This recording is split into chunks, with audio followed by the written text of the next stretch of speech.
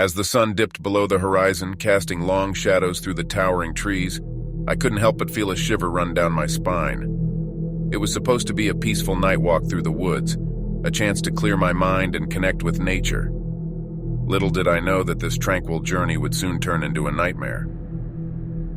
The woods, usually a place of serenity, took on an eerie quality in the fading light. The leaves rustled ominously, and the wind seemed to whisper secrets I couldn't quite comprehend. I pushed forward, my footsteps crunching the fallen leaves beneath my boots, determined to conquer my unease. The path I followed was narrow, barely illuminated by the feeble glow of my flashlight. The dense canopy overhead swallowed the moonlight, leaving me in near darkness. I could feel the weight of the forest pressing in on all sides, its ancient, gnarled trees seeming to close ranks behind me, as if the woods itself were conspiring against me. My heart quickened as I heard a distant, unsettling sound, a low, mournful howl that echoed through the trees. I brushed it off as a trick of my imagination, telling myself it was probably just a coyote or a wolf in the distance. But my unease grew with each step, as if the forest were hiding something that watched and waited. I tightened my grip on the flashlight and kept walking, trying to convince myself that I was being paranoid. I couldn't let fear get the best of me, not out here in the wilderness. But then I saw something out of the corner of my eye, a flicker of movement, a shadowy figure darting between the trees. I swung my flashlight in the direction of the movement, but there was nothing there. Just the dark, imposing trunks of the trees and the rustling leaves. My pulse quickened, and a bead of sweat trickled down my temple. I swallowed hard and muttered to myself, "It's just your imagination playing tricks on you." The path ahead seemed to stretch on endlessly, a winding trail that led deeper into the woods.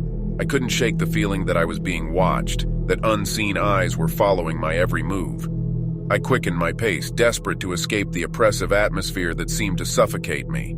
And then, I heard it again. The mournful howl, closer this time, and unmistakably real. My heart hammered in my chest as I realized I wasn't alone out here. I was being hunted, stalked by something I couldn't see but could feel lurking in the darkness. I broke into a run, my footsteps echoing through the woods, the sound of my panicked breaths filling the air. The forest around me seemed to come alive, the trees groaning and creaking as if they were reaching out to grab me. Branches snagged at my clothes, and I stumbled over roots and rocks, but I didn't dare stop. I had no idea where I was going, only that I needed to get as far away from whatever was pursuing me as possible. The howling grew louder, more menacing, and I could hear other sounds now, whispers, guttural growls, and something that sounded like footsteps behind me. I dared a glance over my shoulder and saw nothing but darkness, but the feeling of being pursued was undeniable.